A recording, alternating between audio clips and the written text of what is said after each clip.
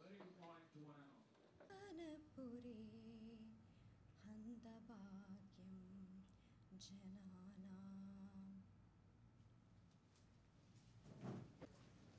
Good morning, ladies and gentlemen. I consider this as my privilege to welcome this esteemed gathering. First of all, I would like to invite the president of today's program, Dr. K. Person. Dr. Devaraj K.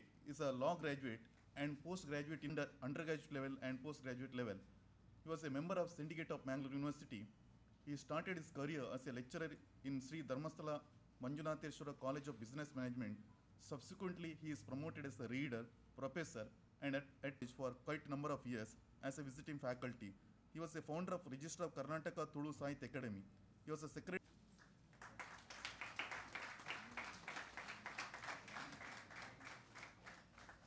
Now I would like to welcome the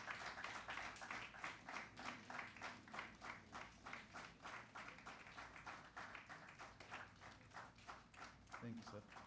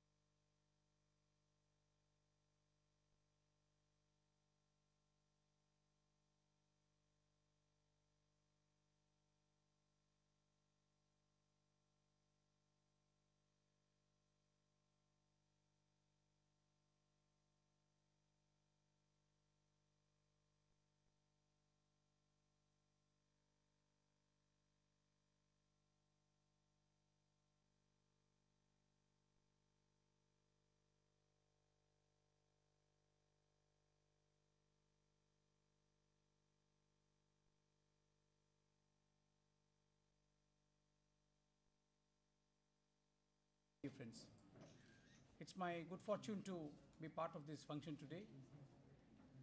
Actually, I'm standing up for our beloved IGP, Western Range, who had, because of unforeseen circumstances, who could not come here today.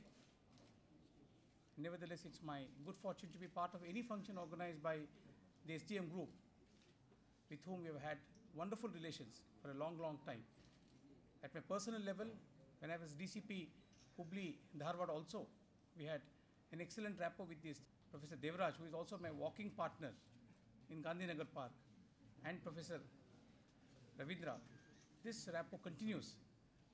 Yesterday we had a very, very illuminating workshop on cyber banking security for women, and as part of the ongoing series, the second day today, we have a program for specially designed for police personnel, and also a generous dose of participants from other groups also.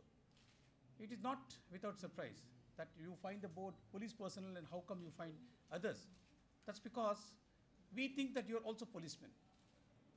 The law has given the right of private defense to everybody. So technically everybody is a policeman, except that citizens are policemen without uniform, and policemen are also citizens with uniform. That's all the difference. And therefore, without the public participation in public affairs, police department cannot function on its own. Police department does not emerge from a vacuum. We are part of the same society from which you are from, and therefore your participation in policing in tandem with police. So when I say your participation in policing, please don't take law into your hands like some people have done recently. Don't indulge in moral policing. You will face the wrath of the law. When we say that you're also policemen, it means that you do it in coordination with police by keeping police informed, and you participate in day-to-day affairs of policing. In fact, the word police itself has come from the Greek word polis, P-O-L-I-S. You must have read of that, which meant the city-state. So originally, the word police meant active participation in the affairs of the city-state. And the word democracy also had its root there. Unfortunately, with the passage of time, maybe thanks to the colonial hangover, where the police department was an instrument of oppression of the nationalist aspirations. It was very cleverly used by the British to set our own people against each other, and use the police department to curb the national movement. And also the brightest people were made lawyers, so that they have a stake in the colonial system, and the bronze were made policemen, so that they keep fighting each other. So today also you find that there is some traditional animosity, but thanks to people like Professor Ravindra, it's an attempt to bring the police department and the legal fraternity. So one is law, the other is law enforcement. So both are two sides of the same coin, and there have been very good attempts made. And again, also thanks to people like Professor Dakshinamurthy. I had the privilege of having interacted with him on various occasions in my tenure as DCP Hubli also, and in association with either the University Law College or with BVB Law College. A lot of efforts were made, a lot of working relationships were established for a more meaningful society. Now so yesterday when I was asked to fill in for the IGP, I was also supposed to, during the course of the symposium, give a talk on the community participation in the enforcement of cyber law. So since I was made to give the inaugural address also after the inauguration, Professor Ravindra requested me to share those thoughts on that topic on this occasion, and I regard that is my privilege to do so. Now, what is meant by community participation? Community policing has acquired a new dimension today, and it all started with the involvement of the community in day-to-day policing, and it is very useful for all concerned, because on one hand it makes the police functioning very transparent. When the public is also involved, it is like parents-teachers association. So because the citizens are the stakeholders, and when the citizens are involved in policing, it makes the policing also more transparent, and thereby it puts some amount of legitimate pressure on the police to perform as per the law. It also acts as a motivating factor, because I can tell from my mere 10 years of experience that in course of time certain things become very mundane. So if new elements are added to administration, new inputs are given, and the administration becomes more interesting, more innovative, and more pro-people. So that has been the concept of community policing. It also strengthens the police department in terms of manpower, in terms of morale. because the feeling of the police department has been that we have become the proverbial atlas on whom everything is thrust on. But when it comes to deliverance, there is no moral support given. We are asked to combat crimes. When we try to take strict action against criminals, then the bogey of human rights is raised in order to target policemen. So this has been difficulty in working in because the system was essentially, it's a square peg in a round hole. The system was essentially, as it exists today, made in a colonial mold. And now suddenly there are the pressures of democracy which has gone to the grassroots. And to combat this system, we need to innovate. We need to have more community participation so that the police action becomes transparent. And police also know that when we have done this, the public is with us. Therefore, we are protected against any kinds of vexatious pressures in the name of various isms. To that extent, we request the active participation of the community in the day-to-day policing. Now, cyber crimes, they take a very different connotation altogether. The essential problem with cyber crimes is that it is a paperless and a borderless crime. ಸಾಮಾನ್ಯವಾಗಿ ನಮಗೆ concept ನಮ್ಮ police ಅಧಿಕಾರಿ ಮಿತ್ರರಿಗೆ ಏನು concept ಇದೆ, we have A notion of jurisdiction. ನಾವು MOB criminals ಅಂತ ಹೇಳ್ತೀವಿ, ರೂಲ್ A ರೂಲ್ B ಅಂತ ಹೇಳ್ತೀವಿ. ಇವನು ಈ ರೌಡಿ ಇದೇ ಏರಿಯಾಲಿದ್ದಾನೆ, ಈ ಕಳ್ಳ ಇದೇ ಏರಿಯಾಲಿ ಕೆಲಸ ಮಾಡ್ತಾನೆ. ಇದು ನಮಗೆ ವಾಡಿಕೆಯಲ್ಲಿ ಬಂದಂಥ ಒಂದು ಪೊಲೀಸ್ ಪದ್ಧತಿ. ಹಾಗಾಗಿ ಒಂದು ಕಳ್ತನ ಆದರೆ ಸಹಜವಾಗಿ ಪೊಲೀಸರು ಏನು ಮಾಡ್ತಾರೆ, ಆ ಏರಿಯಾಲಿದ್ದಂತಹ ಕ್ರಿಮಿನಲ್ಸ್ ಮೇಲೆ ವಾಚ್ ಇಡ್ತಾರೆ, ರೌಂಡ್ ಅಪ್ ಮಾಡ್ತಾರೆ, ಕ್ವಶನ್ ಮಾಡ್ತಾರೆ. ಆದರೆ ಈ ಒಂದು ಸೈಬರ್ ಕ್ರೈಮ್ಸ್, ಅಂತರ್ಜಾಲ ಅಪರಾಧಗಳಲ್ಲಿ ಇದು ಕಷ್ಟ ಸಾಧ್ಯ.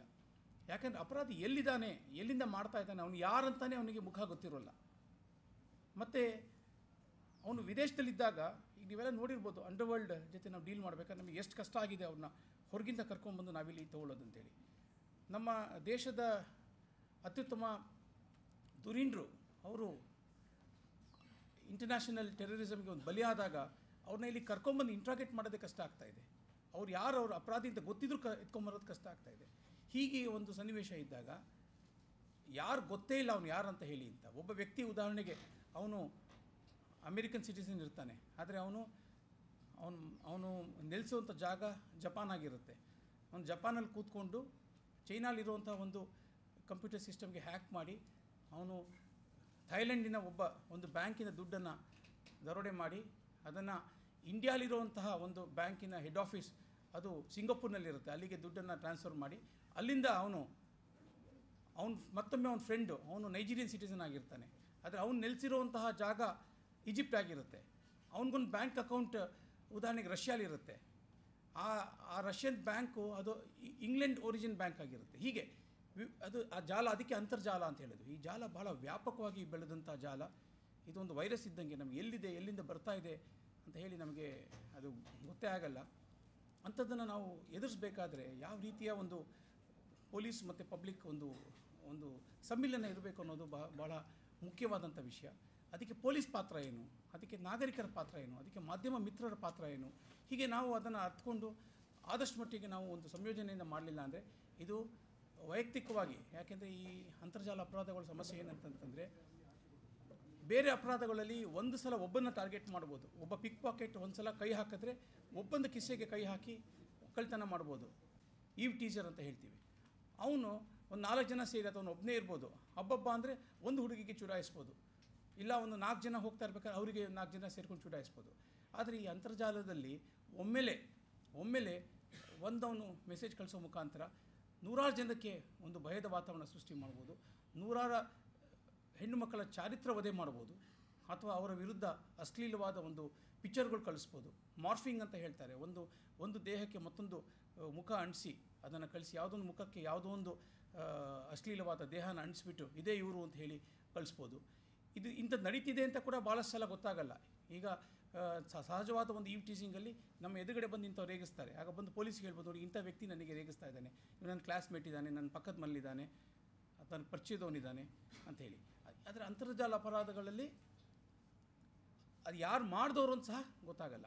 ಇದು ಭಾಳ ಕ್ಲಿಷ್ಟಕರವಾದ ಒಂದು ಸನ್ನಿವೇಶ ನಿರ್ಮಾಣ ಆಗಿದೆ. ಮತ್ತು ಒಮ್ಮೆಲೆ 100 ಜನದ ಬಗ್ಗೆ ಕಳಿಸ್ಬೋದು ಅವರು. ಒಬ್ಬ ವ್ಯಕ್ತಿ ಕೂತ್ಕೊಂಡು ಅಥವಾ ಒಂದು ಗ್ಯಾಂಗ್ ಆಫ್ ಸೈಬರ್ ಕ್ರಿಮಿನಲ್ಸ್ ಕೂತ್ಕೊಂಡು 100 ಜನದ ಬಗ್ಗೆ ಇದನ್ನು ಕಳಿಸಿ ಈ ರೀತಿ ಒಂದು ಭಯೋತ್ಪಾದಕ ಒಂದು ವಾತಾವರಣನ ಹೆಣ್ಮಕ್ಳಿಗೆ ಸೃಷ್ಟಿ ಮಾಡ್ಬೋದು. ಇದು ಸಾಮಾಜಿಕ ಮಟ್ಟದಲ್ಲಿ. ಮತ್ತು ಚೈಲ್ಡ್ ಪೋರ್ನೋಗ್ರಫಿ ಸಹ ಚೈಲ್ಡ್ ಪೋರ್ನೋಗ್ರಫಿ ಸಹ ಅಥವಾ ಸಾಧಾರಣವಾದ ಪೋರ್ನೋಗ್ರಫಿ ಸಹ ವ್ಯಾಪಕವಾಗಿ ಅಂತರ್ಜಾಲದ ಮುಖಾಂತರ ನಡೀತಾ ಇರೋದು ಭಾಳ ಒಂದು ವಿಷಾದನೀಯ ಪರಿಸ್ಥಿತಿ. ಯಾಕೆ ಅಂತಂದರೆ ಇಷ್ಟು ದಿನ ನೀವು ಪ್ರಾಸ್ಟಿಟ್ಯೂಷನ್ ಬಗ್ಗೆ ನೋಡಿದ್ದೀರಾ. ಸಾಧಾರಣ ಪಿಂಪ್ಸ್ ಇರ್ತಾರೆ, ಬಸ್ ಸ್ಟ್ಯಾಂಡ್ಗೆ ಬರ್ತಾರೆ, ರೂಮ್ ಬೇಕಾ ಸರ್ ಅಂತ ಫಸ್ಟ್ ಶುರು ಮಾಡ್ತಾರೆ, ಆಟೋ ಬೇಕಾ ಸರ್ ಅಂತ ಶುರು ಮಾಡ್ತಾರೆ ಅಂತ. ಇಲ್ಲಿನ ಹಿಂಗೆ ಶುರು ಮಾಡಿ ಅವ್ನು ಹೇಗೆ ಅಂತ ಗೊತ್ತಾದ್ಮೇಲೆ ಅವರೊಂದು ಜಾಲೆನ ದಂಧೆನ ನಡೆಸ್ತಾರೆ. ಅದು ಇಲ್ಲಿ ಅದನ್ನು ಪೊಲೀಸ್ ವಾಚ್ ಮಾಡಿ ಇವ್ನು ಇಂಥವನೇ ಅಂತ ಹೇಳಿ ಹಿಡಿಯೋ ಸಾಧ್ಯತೆ ಇರ್ತದೆ. ಇಲ್ಲಿ ಅಂತರ್ಜಾಲದಲ್ಲಿ ಏನಾಗುತ್ತೆ, ಅವ್ನು ಯಾರಂತ ಸಹ ಗೊತ್ತಾಗಲ್ಲ, ಎಲ್ಲಿಂದ ಕೂತ್ಕೊಂಡು ಅವ್ನು ಯಾರಿಗೂ ಮೆಸೇಜ್ ಕಳಿಸಿ ಅವನ್ನ ಸೆಟ್ಟಿಂಗ್ ಮಾಡ್ತಾನೆ. ಹೀಗಾಗಿ ಅದು ಕೂಡ ಒಂದು ಸಾಮಾಜಿಕ ಪಿಡುಗಿಗೊಂದು ಕಾರಣ ಆಗ್ತಾಯಿದೆ. ಅದನ್ನು ಹಿಡಿಯೋದು ಸಹ ಎಲ್ಲೋ ಕೂತಿರ್ತಾನೆ, ಎಲ್ಲಿಂದ ಕಳಿಸ್ದ, ಅವ್ನು ಯಾವ ಹೆಸರಿಂದ ಕಳಿಸ್ದ, ಅವನ್ನ ಟ್ರೇಸ್ ಮಾಡೋದು ಸಹ ಭಾಳ ಕಷ್ಟ ಆಗುತ್ತೆ. ಯಾಕಂದರೆ ನಾವು ಕೊನೆ ತನಕ ನಾವು ಟ್ರೇಸ್ ಮಾಡ್ತಾ ಹೋದ್ರೂ ಭಾಳಷ್ಟು ಕಡೆ ನಾವು ನೋಡಿದ್ದೀವಿ. ನಾವು we can go maximum up to the server. ಒಂದು ಬಿಲ್ಡಿಂಗಲ್ಲಿ 100 ಕಂಪ್ಯೂಟರ್ಸ್ ಇದ್ದರೆ ನಮಗೆ ಆ ಸರ್ವರ್ ತನಕ ಹೋಗ್ಬೋದು. ಅಥವಾ ಈ ಹೊಸದ ಒಂದು ತಂತ್ರಜ್ಞಾನದಲ್ಲಿ ಅದನ್ನು ಬದಲಾಯಿಸೋಕ್ಕೆ ಸಹ ಸಾಧ್ಯ ಆಗಿದೆ. ಹಾಗಾಗಿ ಇವತ್ತು ಭಾಳಷ್ಟು ನಮ್ಮ ಅಂಡರ್ವರ್ಲ್ಡ್ನವರು ಈಗ ಥ್ರೆಟ್ ಕಾಲ್ಸ್ ಕೊಟ್ಟಾಗ ಮುಂಚೆ ಕಡೆ ಪಕ್ಷ ಯಾವ ಫೋನಿಂದ ಕೊಡೋದು ಗೊತ್ತಾಗೋದು. ಈಗ ಇಂಟರ್ನೆಟ್ ಟೆಲಿಫೋನಿಗೆ ಬಂದ ಮೇಲೆ ಅವರು ಆ ಸರ್ವರ್ನ ಐಡೆಂಟಿಟಿನ ಹೈಡ್ ಮಾಡಿಬಿಟ್ಟು ಅವನು ಅಮೇರಿಕಲ್ಲಿ ಕೂತಿದ್ರು ಕೂಡ ಆ ನಂಬರ್ ಬರೋದು ಆಸ್ಟ್ರೇಲಿಯನ್ ನಂಬರ್ ಬರುತ್ತೆ, ಅಥವಾ ಅವನು ಜಪಾನಲ್ಲಿ ಕೂತಿದ್ರೆ ಅದು ದುಬೈ ನಂಬರ್ ಬರುತ್ತೆ, ಅಥವಾ ದುಬೈನಲ್ಲಿ ಕೂತಿದ್ರೆ ಸಿಂಗಪೂರ್ ನಂಬರ್ ಬರುತ್ತೆ. ಹೀಗಾಗಿ ಈ ಒಂದು ಪಿಡುಗು ಬಂದ ನಂತರ ಇನ್ನೂ ಸ್ವಲ್ಪ ಕಷ್ಟ ಆಗಿದೆ. ಹಾಗಾಗಿ ಇದು 2ನೇ ಹಂತದ. ಮತ್ತು 3ನೇದು ಏನಂದರೆ ನಮ್ಮ ನ್ಯಾಷನಲ್ ಇಂಟ್ರೆಸ್ಟ್. ಬಹುಶಃ ಮುಂದಿನ ಯುದ್ಧಗಳಾದರೆ ಅದು ಸೈಬರ್ ಯುದ್ಧಗಳ ಒಂದು ಭಯಾನಕವಾದ ಸಂಭವನ ಮುಂದೆ ಇದೆ. ಈಗಾಗಲೇ ನಾವು ನೋಡಿದ್ದೀವಿ ಭಾಳಷ್ಟು ಪದೇ ನಮ್ಮ ಕಂಪ್ಯೂಟರ್ ಸಿಸ್ಟಮ್ಗಳಿಗೆ ಎಲ್ಲಿ ನ್ಯಾಷನಲ್ ಸೆಕ್ಯೂರಿಟಿ ಇನ್ವಾಲ್ವ್ ಆಗಿದೆ ಅಲ್ಲಿ ಅದನ್ನು ಹ್ಯಾಕ್ ಮಾಡಿ ಅದನ್ನು ಹಾಳು ಮಾಡೋದು, ಡಿಫೇಸ್ ಮಾಡೋದು, ಇದು ಒಂದು ಪ್ರಸಂಗ ನಡೀತಾನೇ ಇದೆ. ಹಾಗಾಗಿ ಯಾಕಂದರೆ ಈಗ ಟ್ರೆಡಿಷನಲ್ ವಾರ್ಫೇರ್ ಇವತ್ತು it is become unpopular. Traditional ಆಗಿ ಒಂದು ದೇಶ ಮತ್ತೊಂದು ದೇಶಕ್ಕೆ ಬಾಂಬ್ ಹಾಕಿದ್ರೆ ಇಡೀ ಒಂದು ಅಂತಾರಾಷ್ಟ್ರೀಯ ಕಮ್ಯುನಿಟಿ ಸೇರ್ಕೊಂಡ್ಬಿಟ್ಟು ಅದನ್ನು ಖಂಡಿಸುತ್ತೆ. ಹಾಗಾಗಿ ಗೊತ್ತಾಗ್ದಂಗೆ ಇತ್ತೀಚೆಗೆ 1-2 ದೇಶಗಳ ಮಧ್ಯೆ ವೈಮನಸ್ಯ ಬಂದಾಗ ಆ ಒಂದು ದೇಶದ ಕಂಪ್ಯೂಟರ್ಗಳೆಲ್ಲ ಮತ್ತೊಂದು ದೇಶದ ಕಂಪ್ಯೂಟರ್ನ ಬೊಂಬಾರ್ಡ್ ಮಾಡಿಬಿಟ್ಟು ಅದನ್ನು ಇಮೇಲ್ ಬಾಂಬಿಂಗ್ ಅಂತ ಕರೀತಾರೆ. ಪದೇ ಬಾಂಬ್ ಮಾಡಿ ಎಂಟೈರ್ ಕಂಪ್ಯೂಟರ್ ಸಿಸ್ಟಮ್ನ ಅವರು ಆ ದೇಶದ ಕಂಪ್ಯೂಟರ್ ಸಿಸ್ಟಮ್ನೇ ಅವರು ನಾಶ ಮಾಡಿಬಿಟ್ರು. ಬಹುಶಃ ಅದು ನಮ್ಮ ದೇಶದಲ್ಲಾದರೆ ನಮ್ಮ ದೇಶದ ಒಂದು ಎಕಾನಮಿ ಮೇಲೆ ಅಥವಾ ನಮ್ಮ ದೇಶದ ಭದ್ರತೆ ಮೇಲೆ ಯಾವ ಒಂದು ಪರಿಣಾಮ ಬೀರ್ಬೋದು ಅಂತ ಹೇಳಿ ಊಹಿಸಲಾರದಂಥ ಒಂದು ಪ್ರಸಂಗ ಆಗಿದೆ. ಹೀಗಾಗಿ ಇದು ಸಹ ನಮ್ಮ ರಾಷ್ಟ್ರೀಯ ಒಂದು ಐಕ್ಯತೆ ದೃಷ್ಟಿಯಿಂದ ಸಹ ಇದನ್ನು ನಾವೆಲ್ಲ ಸೇರಿ ನಾವು ಅದನ್ನು ಎದುರಿಸೋ ಒಂದು ಸಂಭವ ಬಂದಿದೆ. ಈ ಹಿನ್ನೆಲೆ ನಾನು ಏನು ಹೇಳಕ್ಕೆ ಬಯಸ್ತೀನಿ ಅಂತಂದರೆ, ನಾವೆಲ್ಲರೂ ಸಹ ನಾವೇನೇ ಕೆಲಸ ಮಾಡಲಿ ಆದರೆ ನಾವೆಲ್ಲ ನಮ್ಮ ಭಾರತ ದೇಶದ ಸೈಬರ್ ಆರ್ಮಿಯ ಒಂದು ಶಿಸ್ತುಬದ್ಧ ಸಿಪಾಯಿಗಳಾಗುವ ಒಂದು ಸನ್ನಿವೇಶ ಇವತ್ತು ಮೂಡಿ ಬಂದಿದೆ ಅಂತ ಹೇಳಿಕ್ಕೆ ನಾನು ಇಷ್ಟಪಡ್ತೇನೆ. ಅದಕ್ಕೆ ಯಾರ್ಯಾರು ಏನೇನು ಮಾಡಬೇಕು, ಫಸ್ಟ್ ಪೊಲೀಸ್ ಇಲಾಖೆ ಏನು ಮಾಡಬೇಕು, ನಾವು ಫಸ್ಟ್ ಆಫ್ ಆಲ್ ನಮ್ಮನ್ನು ನಾವು ಆಧುನೀಕರಣ ಒಂದು ಮನೋಭಾವನ ಬೆಳೆಸಬೇಕು. ಇವರ ತನಕ ನಮ್ಗೆ ಆಧುನೀಕರಣ ಅಂದರೆ ಏನು, ಒಂದು ಹೊಸ ವೆಹಿಕಲ್ ಕೊಡಿ ಸರ್, ನನ್ನ ವೆಹಿಕಲ್ ಕೆಟ್ಟೋಗಿದೆ ಸರ್, ನನಗೆ ಹೊಸ ವೆಹಿಕಲ್ ಕೊಡಿ ಸರ್, ಬಿಲ್ಡಿಂಗ್ ಎಲ್ಲ ಉದುರ್ತಾ ಇದೆ ಸರ್, ನಮ್ಗೆ ಬಿಲ್ಡಿಂಗ್ ಹೊಸ ಪೊಲೀಸ್ ಸ್ಟೇಷನ್ ಬೇಕು ಸರ್. ಆದರೆ ಕೇವಲ ಇಷ್ಟರಿಂದ ನಮ್ಮ ಆಧುನೀಕರಣ ಮುಗಿಯೋಲ್ಲ. ಇದು ಬೇಕು, ವೆಹಿಕಲ್ ಬೇಕು. ಸ್ಪಾಟ್ಗೆ ಹೋಗ್ಬೇಕಂದ್ರೆ ಟೆರರಿಸ್ಟ್ಗಳ ಹತ್ರ, ಕಳ್ಳರ ಹತ್ರ ಅತಿ ಆಧುನಿಕ ಶಸ್ತ್ರಾಸ್ತ್ರಗಳು, ವೆಪನ್ಗಳು, ವೆಹಿಕಲ್ಗಳಿದ್ದಾಗ ನಮಗೂ ಬೇಕು. ನಮಗೂ ಒಳ್ಳೆ ಬಿಲ್ಡಿಂಗ್ ಬೇಕು, ನಾವು ಇರಲಿಕ್ಕೆ ಚೆನ್ನಾಗಿರಬೇಕು, 4 ಜನ ಬಂದಾಗ ನಮಗೆ ಅವ್ರಿಗೆ ಕೂತ್ಕೊಳ್ಳಿಕ್ಕೆ ಒಂದು 4 ಒಳ್ಳೆ ಕುರ್ಚಿ ಕೊಡಬೇಕು, ಇದೆಲ್ಲ ಅಗತ್ಯ ಇದೆ. ಆದರೆ ಅದು ಅಲ್ಲಿಗೆ ಮುಗಿಬಾರ್ದು. ಆಧುನೀಕರಣ ಅನ್ನೋದು ಅಲ್ಲಿಗೆ ಮುಗಿಬಾರ್ದು. ನನಗೊಂದು ನನ್ನ ಸ್ಟೇಷನ್ಗೆ ಹೊಸ ಜೀಪ್ ಅಲಾಟ್ ಆಗಿದೆ, ಆಯಿತು, ನನಗೆ ಭಾಳ ಖುಷಿ ಇದ್ದೀನಿ ಅಂತ. That should not be our motto. ನಮ್ಮ ಏನು ಆಧುನೀಕರಣ ಅಂತಂದರೆ ನಮ್ಮ ಮನೋವೈಜ್ಞಾನಿಕ ಆಧುನೀಕರಣ ಕೂಡ ಆಗ ಒಂದು ಅಗತ್ಯ ಇದೆ. ಕಂಪ್ಯೂಟರ್ ಬಗ್ಗೆ ತಿಳ್ಕೊಳ್ಳೋದು ಪ್ರತಿಯೊಬ್ಬರು ಸಹ. ನಮ್ಮ ಸ್ಟೇಷನ್ಗಳಲ್ಲಿ ನಾನು ಕಂಪ್ಯೂಟರ್ PC ಇದ್ದಾನೆ, ಅವನೊಬ್ಬನಿಗೆ ಕಂಪ್ಯೂಟರ್ ಬಗ್ಗೆ ಗೊತ್ತು ಅಂತಂತಂದರೆ ಅದು ಆಗುವಂಥ ವಿಷಯ ಅಲ್ಲ. ಪ್ರತಿಯೊಬ್ಬರಿಗೂ ಸಹ ಕಂಪ್ಯೂಟರ್ ಬಗ್ಗೆ ಒಂದು ಮಿನಿಮಮ್ ನಾಲೆಜ್ ಬೆಳೆಸ್ಕೋಬೇಕು. ಮತ್ತು ಕಂಪ್ಯೂಟರ್ ಅಪರಾಧಗಳಾದಾಗ ಕಂಪ್ಯೂಟರ್ ಮುಖಾಂತರ ಸೈಬರ್ ಕ್ರೈಮ್ ಅಂದರೆ ಏನು, ಬ್ರಾಡ್ಲಿ ಇದು ಎಲ್ಲಿ ಕಂಪ್ಯೂಟರ್ನ ಅದು is a tool or a target or both ಅಂತ ಹೇಳ್ತಾರೆ. Where any crime committed where the computer is a tool or a target or both. ಕಂಪ್ಯೂಟರ್ನ ಒಂದು ಅಸ್ತ್ರವಾಗಿ ಬಳಸ್ತಾರೆ. ಒಂದು ಕಂಪ್ಯೂಟರ್ನ ಬಳಸಿ ಮತ್ತೊಂದು ವ್ಯಕ್ತಿನ ಕಂಪ್ಯೂಟರ್ನ ಅಟ್ಯಾಕ್ ಮಾಡಿ ಇದನ್ನು ತೆಕ್ಕೋತಾರೆ. ಅದು ಒಂದು ಸಾಧ್ಯತೆ ಇದೆ. ಇಲ್ಲ ಅಂದರೆ ಇಟ್ಸ್ ಎ ಟಾರ್ಗೆಟ್, ಮತ್ತೊಬ್ಬರು ಕಂಪ್ಯೂಟರ್ನ ಟಾರ್ಗೆಟ್ ಆಗಿ ಇಟ್ಕೊಂಡು ಇದನ್ನು ಮಾಡೋ ಥರ ಆಗುತ್ತೆ. ಹಾಗಾಗಿ ನೀವು ಆ ಕಂಪ್ಯೂಟರ್ ಆಸ್ ಎ ವೆಪನ್ ನಿಮ್ಮ ಒಂದು ಗನ್ಗಿಂತ ಭಾಳ ಪವರ್ಫುಲ್ಲು. ಒಂದು ಗನ್ನಲ್ಲಿ ನೀವು ಮ್ಯಾಕ್ಸಿಮಮ್ 50 ಜನ ಸಾಯಿಸ್ಬೋದು ಅಂತಂದರೆ ಇದರಲ್ಲಿ 100 ಜನನ ಇದನ್ನು ಒಂದು ಜೀವನ ಹಾನಿ ಮಾಡೋ ಸಾಧ್ಯತೆ ಇರುತ್ತೆ. ಹಾಗಾಗಿ it should be taken more seriously. First ದಯಮಾಡಿ ಕಂಪ್ಯೂಟರ್ ಬಗ್ಗೆ ತಿಳ್ಕೊಳ್ಳಿ, ಆಳವಾಗಿ ತಿಳ್ಕೊಳ್ಳಿ. ಕಂಪ್ಯೂಟರ್ ಮೇಂಟೆನೆನ್ಸ್ ಬಗ್ಗೆ ತಿಳ್ಕೊಳ್ಳಿ.